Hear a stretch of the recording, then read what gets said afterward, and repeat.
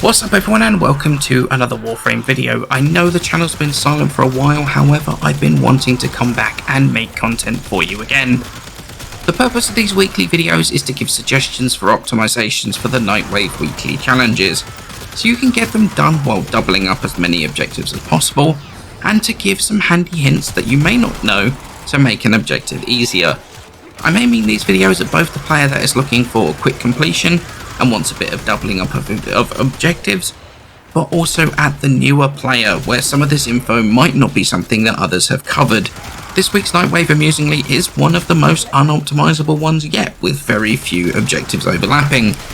Objectives this week are 5 Planes of Eidolon bounties, complete a sortie, 3 nightmare missions, 3 relics, 4 dragon key vaults in Demos, 1,000 enemy kills in Steel Path, and then 10 relics. If we're looking at optimization, there's only really a couple that overlap. Naturally, complete 3 relics and complete 10 relics, because you literally can't do one without the other. There's also an interesting overlap where you can complete the Planes of Eidolon Steel Path bounty to get progress towards Steel Path kills, as well as the Planes of Eidolon bounty. Then there's one that is, it's debatable whether it's worth the extra hassle.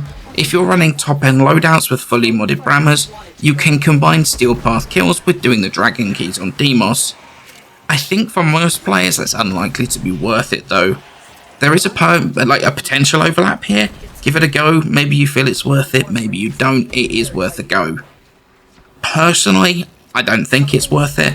For this objective, I would say that if you want the Vault mods, run the mission on non-Steel Path and then complete the mission. If you don't want the mods, find the door, open it, and then abort the mission. You keep your progress, and this is by far the quickest method. They're the 2 options I would say to go for here. There's a couple of bits of info that can help making completing the Nightwave challenges a little bit quicker. Planes of Eidolon bounties, for example. You can select the level 1 objective from Cetus.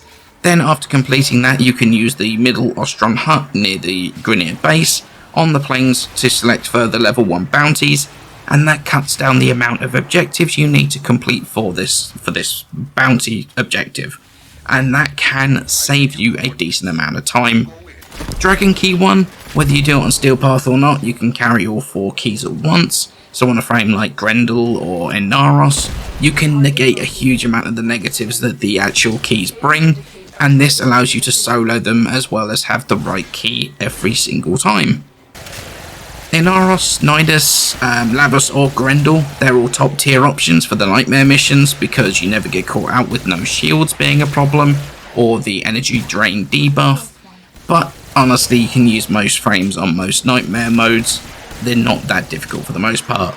Naturally, shop around the star chart. If you're going for quick completion, look for those ones that are easy, capture, exterminate, that sort of thing, and just quick to complete nodes.